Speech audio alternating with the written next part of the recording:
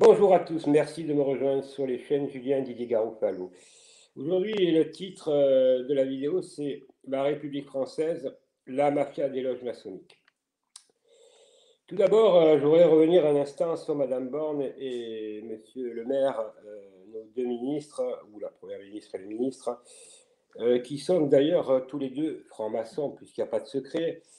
Ils nous ont fait donc des déclarations dignes d'une mascarade, notamment pour des dizaines de millions de Français qui se retrouvent dans la précarité et la pauvreté, puisque ces programmes-là, je vous donne 100 euros, dans 3 mois, dans 4 mois, on sait très bien que l'inflation, ils trichent, et que donc, quand il n'est pas à 7%, vous le savez très bien, puisque vous allez faire le marché, mais eux ne vont pas faire le marché.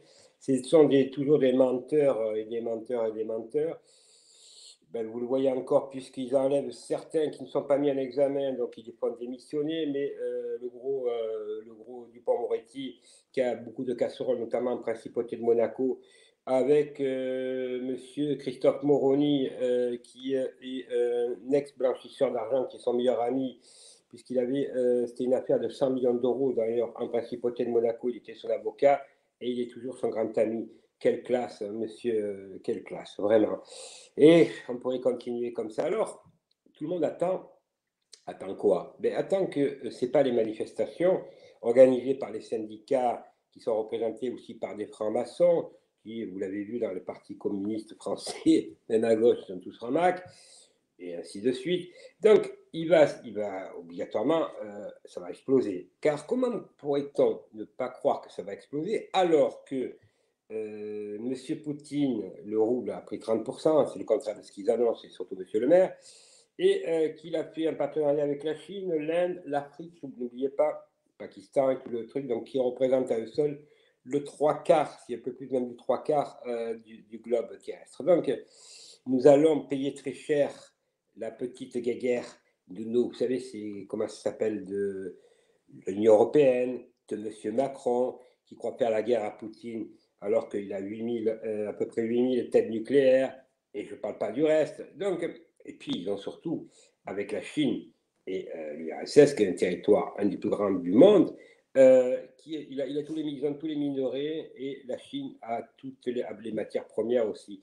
Donc, ils nous coulent. Mais c'est pas ça qui nous étrangle, la famine. Parce que croyez-vous bien que les 7% qui nous annoncent, on en est déjà à 15 ou 20%, mais qu'on sera à encore en plus de 20%, et qu'à la rentrée, les 100 euros, Madame Borne pourra se les, voilà, elle pourra se les mettre où je pense, en étant vulgaire, parce que franchement, avec toute l'augmentation qu'il y a, je crois qu'avec 100 euros, les gens ils sont déconnectés du monde, ces gens-là. Le pouvoir d'achat que vous avez perdu depuis des mois, les salaires qui ne montent pas, les gens au chômage qui ont perdu à cause du, je ne vais pas dire le mot, je risque d'être censuré. Donc tout ça, vous voyez, tous ces mensonges, on n'en peut plus. Alors, moi, là, je pars, j'étais à Paris, je suis revenu, je repars à Paris, donc je vais rester 2 mois, je tenais à vous le dire, puisque je passe le concours d'avocat qui est au début septembre, vers le 5 ou le 6, je crois, il faut que je vérifie. Mais comme je suis inscrit sur Paris, voilà, c'est pour ça qu'il y a certains qui disent pourquoi Paris? Parce que quand on est dans une IEG ou un département, eh ben, on va à cette IEG-là, on ne peut pas le passer autre part. Autre part, voilà. Donc, je suis obligé de respecter le droit, c'est quand même une des choses. Alors maintenant, n'oubliez jamais que la France, c'est 160 000 francs-maçons, c'est 160 000 corrompus. Ils sont dans quoi? Préfecture, préfet, juge d'instruction, euh, procureur, dans les banques, dans les tribunaux de commerce, prud'hommes, et j'en passe, les banques privées, et ils sont même dans l'éducation nationale, ils ont investi même les facultés. Donc, ce sont des rats. Les rats. Vous savez, les rats, ce que c'est? C'est eux qui ruinent la France. C'est eux qui ruinent la France. Alors, on vous dit, ah, on ne sait pas où prendre l'argent. Mais comment vous ne savez pas où prendre l'argent? Monsieur le maire, je m'adresse à vous. Je vous ai écrit une lettre. Vous m'avez répondu. Je ne l'ai pas là, mais je vous la ferai voir la prochaine fois. Ce n'est pas des blagues. Monsieur le maire, vous avez la principauté de Monaco touche de la France, compte de partage. Écoutez bien, mesdames et messieurs, plus de 1 milliard d'euros par an. C'est la France qui verse à Monaco, paradis fiscal. 1 milliard d'euros de TVA. C'est les accords bilatéraux qui ont été faits à l'époque en 1963. Et vous avez 4000 monégasques richissimes, quand je dis monégasques, ou étrangers, qui habitent en SCI en France et qui ne payent pas les impôts à la France toute l'année, puisque vous savez qu'il faut la moitié du temps habiter, si vous habitez plus de la moitié de l'année, vous payez les impôts, aussi tout le reste. Donc, et vous le savez, je vous ai envoyé les preuves. Donc, vous faites de Monaco un paradis fiscal, mais aussi un blanchisseur d'argent qui, au nom de la France, mesdames et messieurs, reverse 1 milliard d'euros à la principale Monaco. C'est oui, les riches, les plus riches du monde. Alors, monsieur le maire, vous avez lu ma lettre. Je vous ai adressé tout, j'ai tout gardé. J'ai votre réponse. Alors, monsieur le maire, vous êtes aussi, vous, un corrompu, puisque vous n'avez rien fait.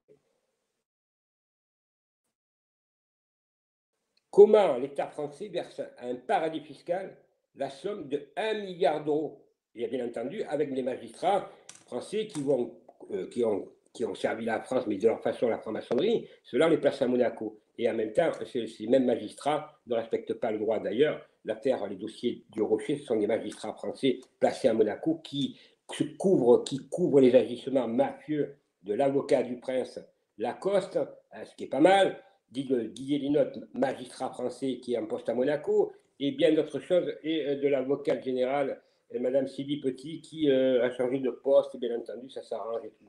Alors voilà, mesdames et messieurs, aujourd'hui, moi, je balance tout, j'y vais parce que j'ai les listes.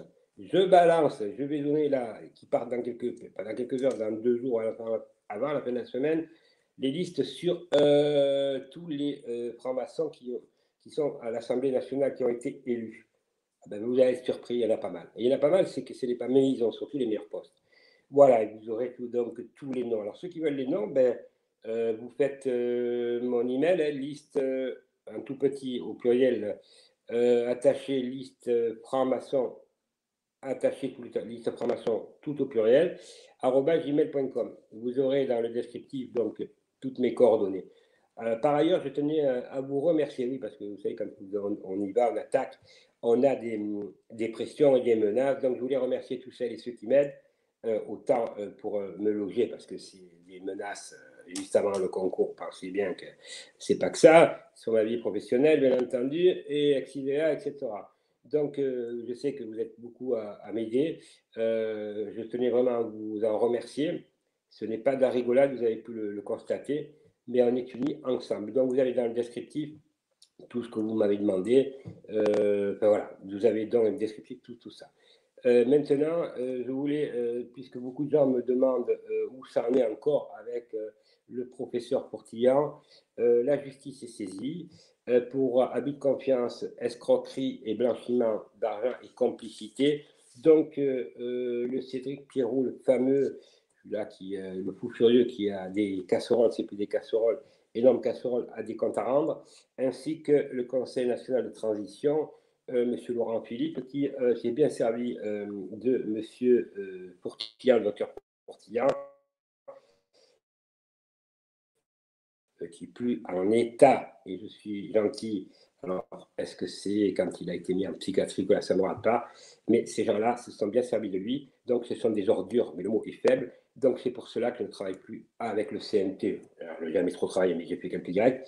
Les seuls avec qui je travaille, donc, si vous le savez, c'est Christophe donc, qui est sur TVADP, Karim Ouman, pardon, et aussi M. Boutry, qui a tellement été décrié, mais qui, en définitive, est un des plus honnêtes. Oui, ce n'est pas le plus honnête d'ailleurs, avec mes amis. Donc voilà, le reste, tout ce qui vous annonce la fin du monde, les trucs, les machins, tout ça ne m'intéresse pas. Moi, j'ai fait de la prison et c'est du concret. Eux, la plupart, là, ceux qui vous disent que demain c'est la fin du monde, que le ci, que là, ils ne sont jamais censurés, très peu, certains, et ils ne sont jamais allés en prison. Donc, c'est qu'ils ne font pas très peur. Ils font même rigoler. Voilà. Alors, surtout, maintenant, ce n'est plus les manifestations qui ne servent plus à rien. Alors, arrêtez de dire il faut faire la manifestation le 14 juillet. Ça, ce sont comment ça s'appelle, les collabos qui font ça. Voilà. Moi, donc, on va à Paris. Et moi, en tout cas, j'y serai, je serai présent. Chacun, et je rappelle que je connais le droit et que je ferai les choses légalement. J'ai bien dit légalement. Ils devraient regarder, certains, la Constitution française, on a le droit de se révolter quand le peuple est opprimé. Hein, voilà, entre autres. Tac, tac, tac, tac, tac, voilà. En tout cas, mesdames et messieurs, merci à tous. Merci. Et je vous donne rendez-vous sur Paris, puisque je ferai plusieurs émissions en direct sur Paris, mais avec toute la sécurité qui s'impose, puisque vous pensez bien que voilà, je dois faire très attention. Merci à vous et bonne journée. Et ceux qui partent en vacances, je vous souhaite bonnes vacances parce que on a tous besoin tout le monde a besoin de vacances. Mais c'est vrai que quand on voit le monde comme il est dirigé et où ils veulent en venir, et que si on ne bouge pas, mesdames et messieurs, rappelez-vous ce que je vous dis, si on ne bouge pas, à la rentrée, cette année, on ne la passera pas. Je m'engage, je dis la fin de l'année, on ne la passera pas, parce qu'il va se passer des choses. À nous de bouger.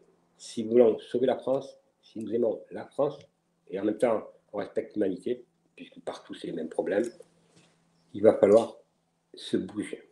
Merci à tous, bonne journée et bonne soirée.